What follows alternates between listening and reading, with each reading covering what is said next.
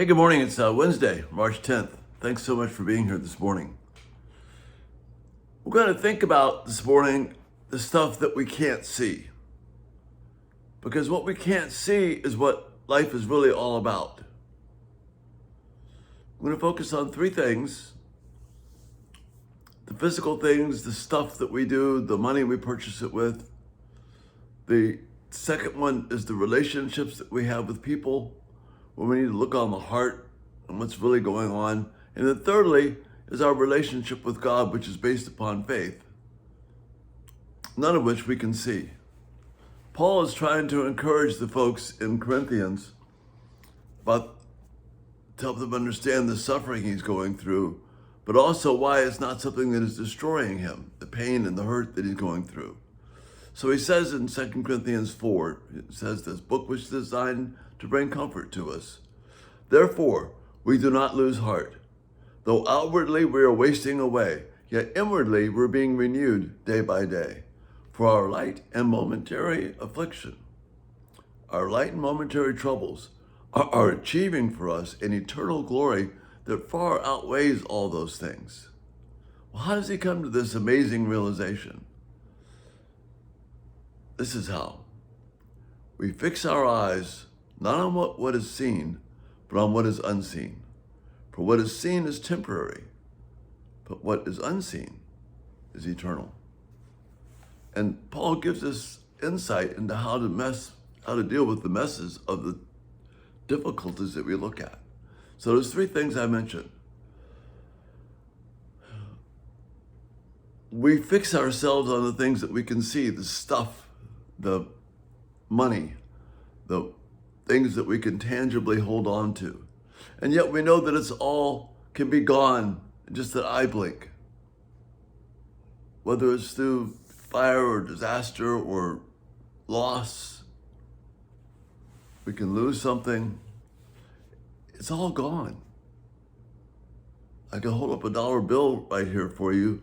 A dollar bill doesn't mean anything. It's not connected to anything except we believe it means something.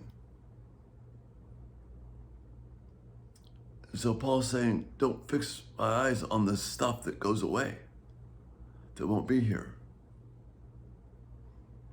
Even more importantly, we can't fix our eyes on the stuff of relationships with people.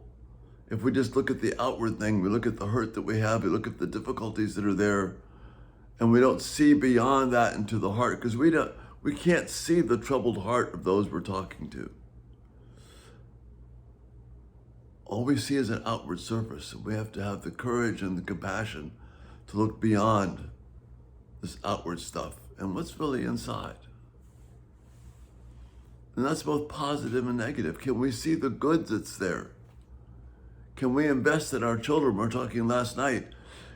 I can't see my great-grandchildren. Lord willing, and his goodness to me, I know of 5 grandchildren that I have. But I want to live life for more than that, for what I can't see. What am I doing now that's going to invest in something I can't see now, which is going to pay dividends 15, 20, 30, 40, 100 years down in the future? See, we can't see that, but we have to live for it because I want to fix my eyes on it.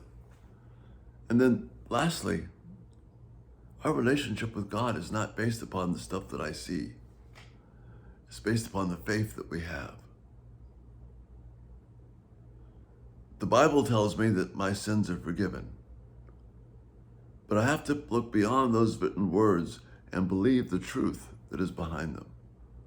The Bible tells me that God is working all things together for good. Well, if I look right around me right now and I see the mess around me, I'm saying, you know what you're talking about? I'm not real sure about that.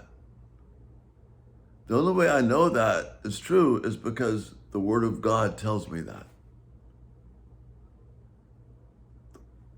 Through faith, through the eyes of faith, I get to see what is unseen.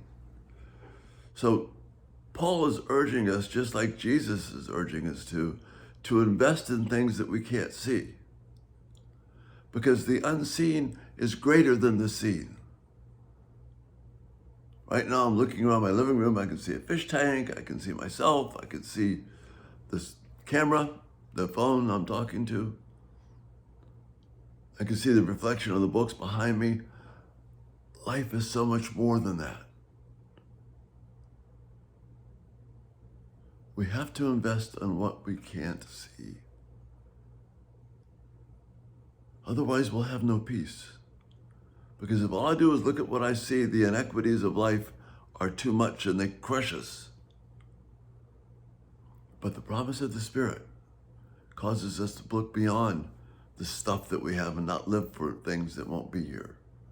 It causes us to be able to look into the hearts of those that we love and care for and see through the veneer of either the happiness or the sadness that is apparent, to look deeper to the real needs that are there. And then it causes me to look to things eternal, where I know that God, through the power of his strength and the mercy of his Son, has opened eternity for me, so that I'm not bound by what's here, by what I see, but my heart, the eyes of my heart, are opened to the glorious wonders of God. So let's agree with Paul. Let's not limit ourselves to what we can see, but let's be blown away by what we can't see. And that's the thought for the day. And you have a great day, and Lord willing, we'll see you again tonight. Lord bless.